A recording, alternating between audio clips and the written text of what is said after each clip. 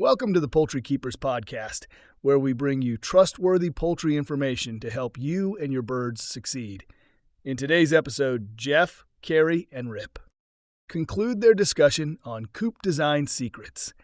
Let's pick things up right where we finished last week.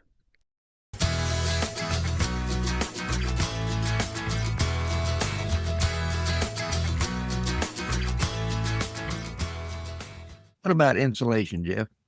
The coops need to be insulated, and I'll give you a hot button issue here. They don't need to be insulated, really. They do not. There's no need to insulate them. And even when I visited Kelly Gear in Saskatchewan, it's an uninsulated coop in like north central Saskatchewan.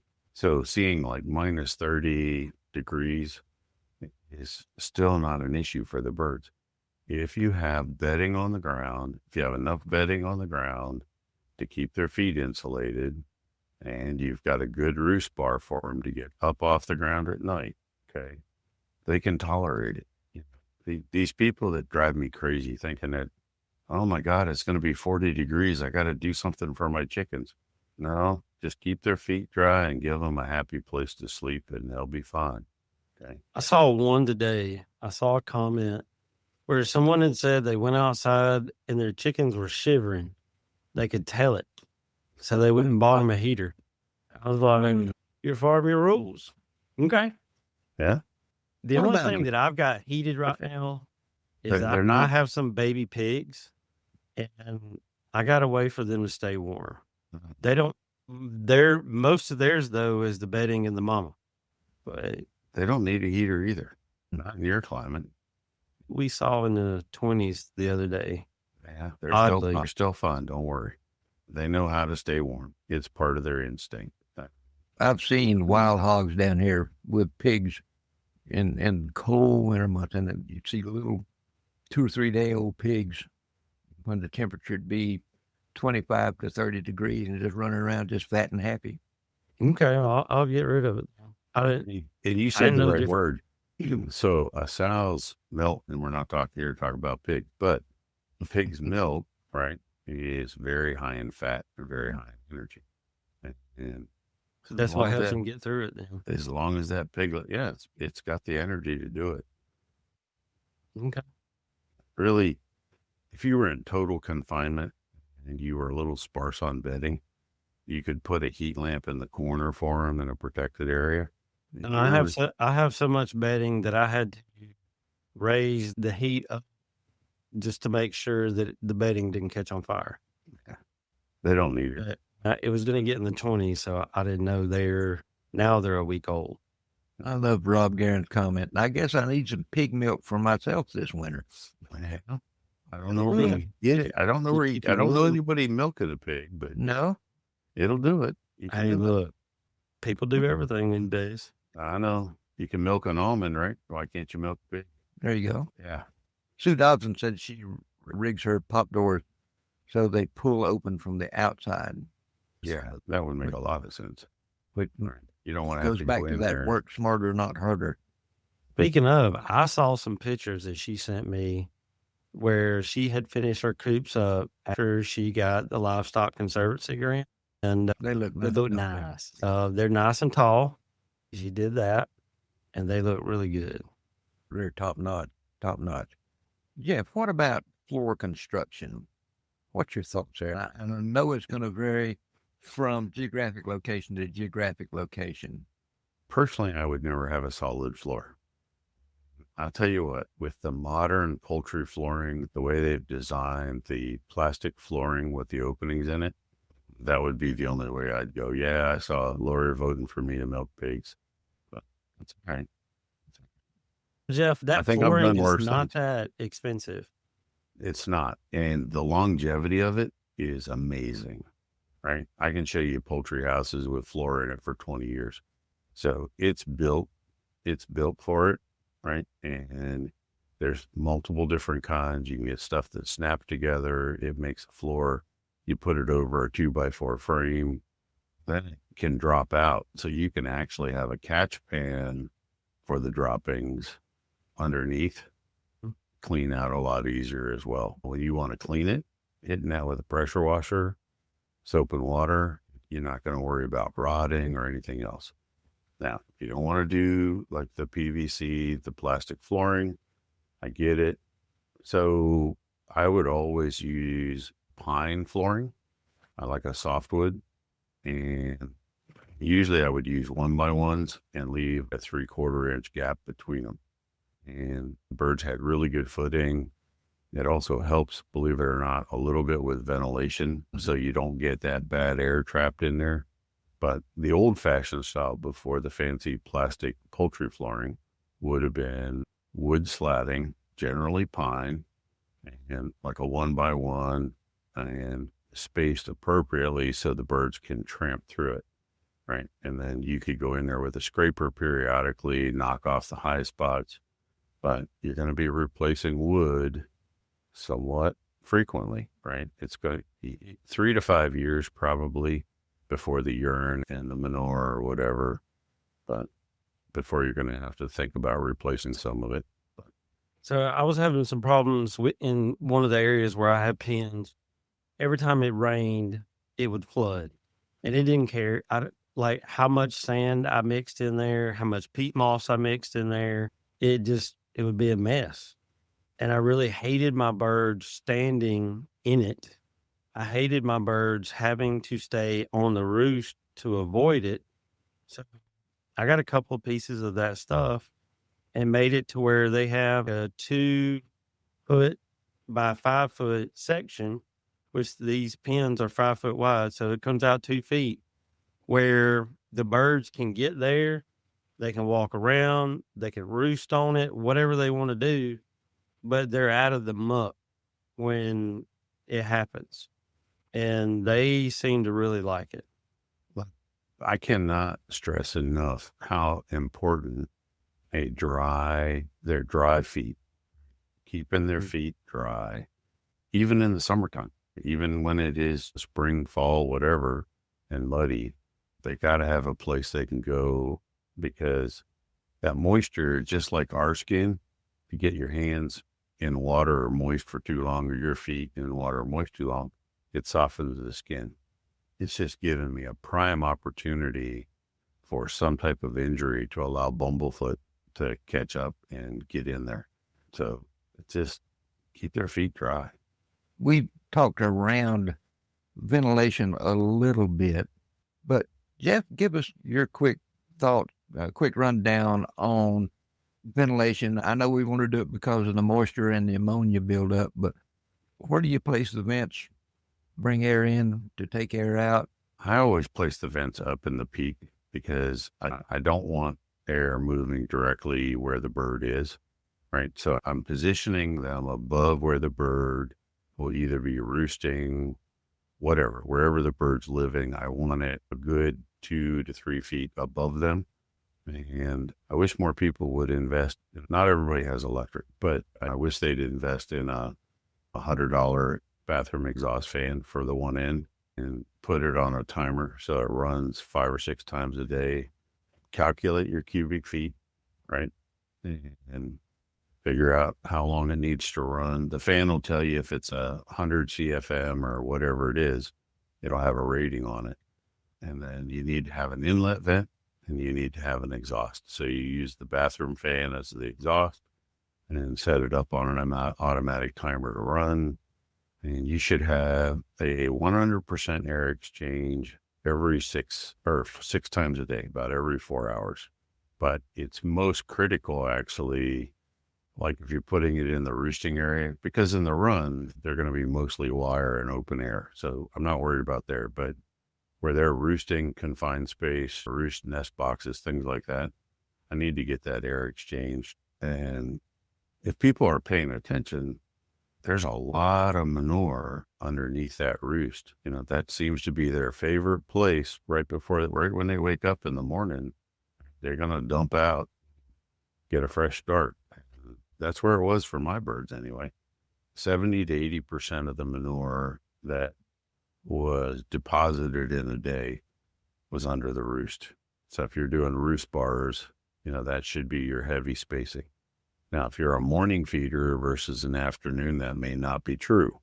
But I was an afternoon feeder. I like to feed 1 to 2 hours before the sun went down. So I would get a lot more manure under the roost while they were sleeping or up on the roost at night. Just depends. They got to have air. Now, let me ask this. Let's say I've got a nice big open run and I built a shelter for them that's got a 2-foot doorway for them to come that's out of the run into that. Roost bars everywhere, and up at right at the under the roof line, I got like a 2-inch gap for natural flow. Will I get enough flow from the wind, or do I really need to try to put in some type of, even if it's a slow moving fan that's solar powered, do I still need to put in some kind of fan to help move the air? You should put in something. The wind doesn't always blow. You cannot depend on natural air movement. You have times of the year, like right now, we've got plenty of wind. I wouldn't worry about my exhaust fan. And I wouldn't, if I had my coop set up right, I wouldn't worry about airflow at all. There's days where there just is dead calm. So you don't have anything consistent to guarantee that you're getting that air exchange that you need on a daily basis. It doesn't take long for ammonia to build up. Yeah, no, I don't at all. So by the time you can smell it, it's already too late. if you're gonna be home every day and hanging out with your chickens, and you can do that game time decision if you're gonna run the fan or not run the fan, that's fine. The fail-safe for me is to put it on a timer, get a pin timer, and just let it run. Yeah, even if it's a windy day and you wasted 15 cents of electricity, at least you are on the safe side instead of the negligent side. I love this comment from the roost. If your chicken coop stinks, you don't have adequate ventilation. It shouldn't stink. That's very true. It's an easy way to put it. You either don't have enough bedding or you don't have enough airflow. And I'm going to throw in my 2 cents here. And I see it a lot, particularly in the pre-made coops you can buy, where their ventilation consists of these little round holes drilled in the end walls or around it, just a little 2-inch hole. Folks, you can't get enough airflow through those things. I'm sorry, you really can't. I prefer a long strip. And to me, that's like trying to breathe while somebody's choking you. Yeah, will it exactly. Function? Yes. Is it adequate? No. Yeah, but and it won't last for a while. The people building these things are not the people who are using them, so they don't fully understand. They're not listening to our show. They don't. And then even if they did probably don't even have chickens. Right. If they did put adequate ventilation in there, now the chicken huggers out there, the chicken mamas that are worried about putting blankets on their chickens and keeping them warm at 40 degrees, right? They're going to think, oh, that's too much air on them. They're going to block the holes anyway. Just, they need air. Air is more important than temperature. And I don't know how to get that through people's heads. Okay. Exactly right. Air quality is a lot more important. Now, there's some breeds that are shy on feathers. They have less feathers. Like your hard feathered birds don't have the same insulation capacity as your softer feathered birds. They weren't necessarily built. They didn't come from a region of the world where it ever really got cold. You might want to do some type of protection for them. I'm not saying coddle them or get a heater, but you may want to set up your coop a little bit differently because they don't have the insulation factor that a Rhode Island Red would have. Jeff, I've raised modern games for a while, and they're very tight feathered. There's not a whole lot of insulation there. But as long as those birds were in a draft-free situation, they were happy even when we'd get temperatures down 25 or below that. Right. If you can block the wind and give them a dry place to be, they're going to be happy. They just don't, as long as it ain't drafty and blowing rain on them or something, they'll be fine. Yep. Got some comments here. Oh, and the Tyson Dallas wants to know, so you don't use any bedding with the poultry floors? No, you don't need to. You can put some shavings on them if you want. It's not going to hurt. I would use a medium flake shaving, something like a peanut hull. If you far enough in the south that you can get bagged peanut hulls, they'll work. But smaller bedding, like the small stuff, a lot of it's just going to fall right through the floor. I would not be using straw, hay, or anything big and coarse, because it's just going to defeat the purpose of the poultry flooring. It's already slotted to allow manure to drop right down through it. Sue's also got a good point here. Ventilation is so important. It keeps them from getting frostbite. It does, actually. People don't. They don't believe it, but they don't grasp it. If you bottle them up and they're living in a higher humidity environment between body moisture and the moisture coming off of the manure and different other forms of moisture, but the higher the humidity in their living space, the quicker they'll actually frostbite. Yeah. She's 100% right. Absolutely. Got one more here. You can buy solar powered fans, and we were talking about that a little earlier, and he's thinking about doing that. And particularly if you're in a situation where you don't have electrical close enough to your coop, that's a good way to go. I would recommend that, absolutely. I would check the CFMs and make sure that they're going to do the job. I might even go a little further on Tyson's, where if you had a deep cycle battery that you could put an inverter on and still have your solar panel to charge your battery, that might be a better way to go, Tyson. Just saying, you might. Well, something like that, you could move the solar panel over, because if your coops are like mine, mine's in the shade. I like for everything to be in the shade. It's not always possible, but if you only have that, number one, if it's just got a solar panel on it, it's only going to run during the daytime. Your chickens are in there pooping all night. Probably not in the daytime as much, because they're out roaming around the run and all that good stuff. Because I thought about that too, because I like for stuff to be automated, and I don't want to have extension cords running all over the place, but they are getting cheaper. Those lithium phosphate deep cycle batteries that you had showed me, and I've seen them before. Oh yeah, they're great. They're getting realistic. And if you hook those to a solar charger and you put an inverter on it and a timer, actually you wouldn't even need the inverter. You wouldn't have to have 110, because if you consider using DC fan, in a camper where you have a camper exhaust fan for the bathrooms in there, you get a 12-volt exhaust fan. Yeah, that's not a problem. You can run it, because you lose wattage going through the inverter. Inverters are not truly efficient, and so you're going to lose some of your voltage, some of your wattage there. But yeah, solar to a smaller 100, 200 cranking amp, lithium phosphate probably do the job. And again, like you said, we're worried about the confined space, so that's going to be the roosting area, nest box area. And if those are tied together, then we can exhaust with the one fan, and they're only really in there from sunset till sunrise. Okay. So if I can get 2 to 3 fan runs while they're in there, then we're in good shape. Rob's got an interesting question here. Do chickens poop at night when they're sleeping? I haven't stayed up to watch, but I believe they do. Yes. So I was going to say, I've never seen them think, oh, let me go over here. They just poop wherever they are. If you go back, the coops that are designed with dropping board, they put there to catch droppings when the birds are asleep. Let's talk a bit. We've hit different parts of it, but just to give you some tips on choosing the best location for your coop and how to set it up, how to orient it, I guess I should say. Like Jeff was saying, you want high, well-drained ground. You don't want low spots that puddle.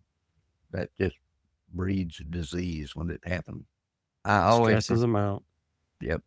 I always preferred to run my coops or orient my coops the long axis east and west. That minimizes the direct sun through the sidewall in hot periods. And it can get seriously hot and seriously sunny down here.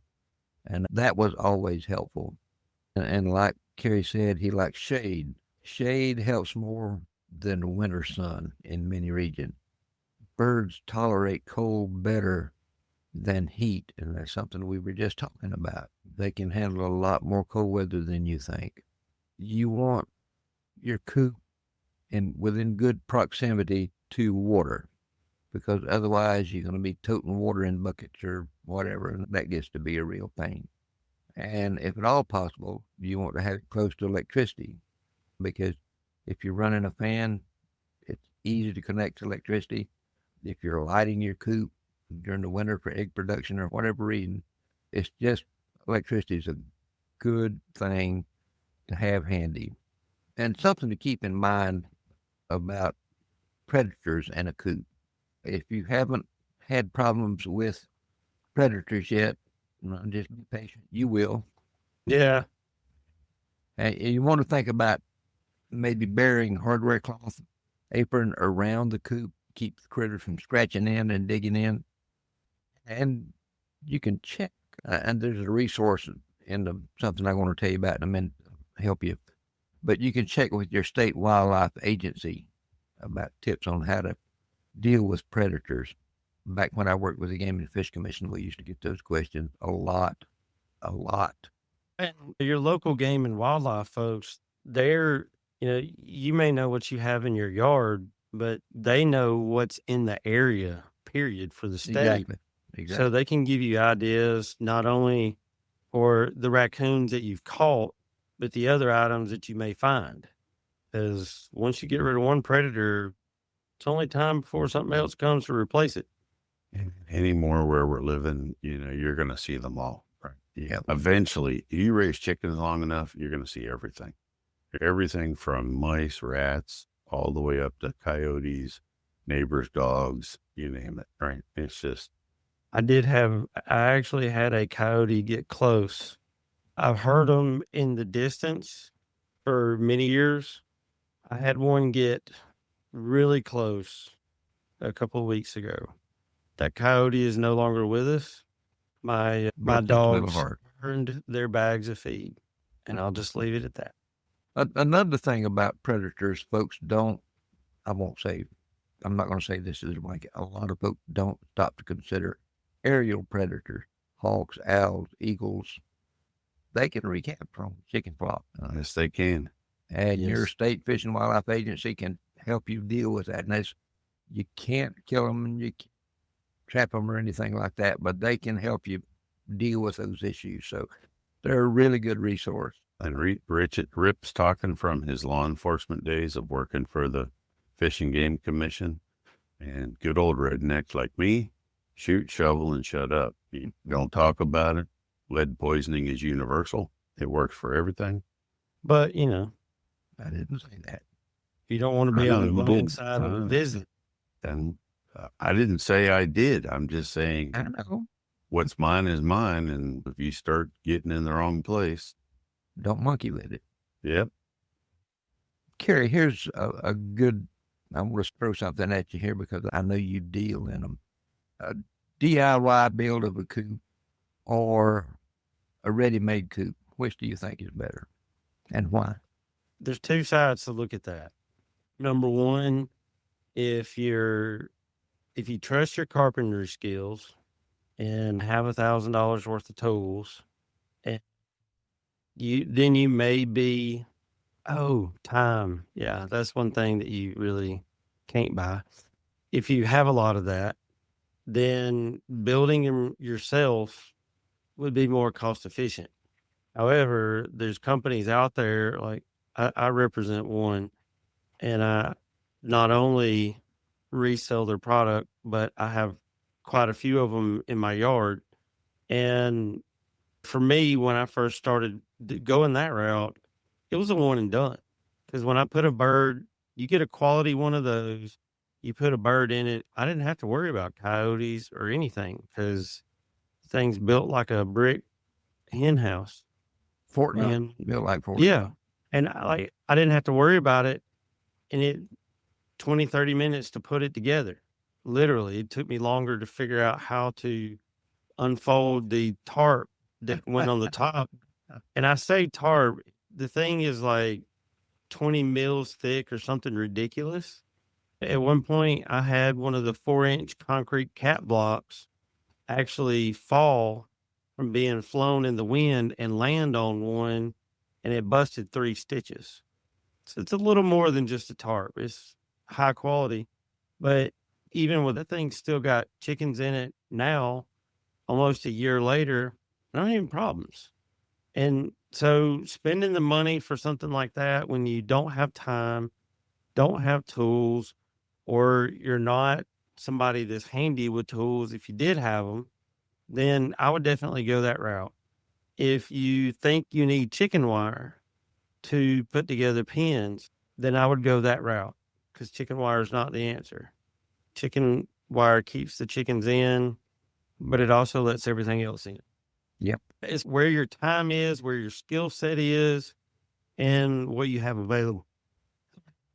I want to throw something out here too, and I know I had a real problem with this in that I didn't plan ahead like I should have.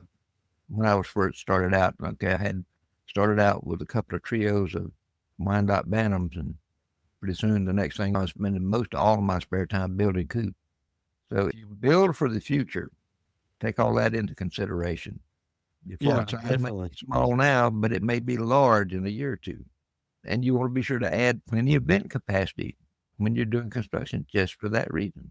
Well, and like earlier when Jeff was talking about how he really recommended at least 10 square feet per bird, I had somebody ask me the other day, and I told them that a minimum of 15 to 20. And they were like, everything I read on the internet says this. I said, yep. And you're right. Everything you read on the internet says 10. But here's why you need 15 or 20. There's a little thing called chicken math. And when chicken math turns into chicken algebra, you don't want a toxic environment. So if you take what you're going to build it for and multiply that by about 1.5 to 2, that's a good place to start. And like Bud said, building your own is a great reason to buy tools.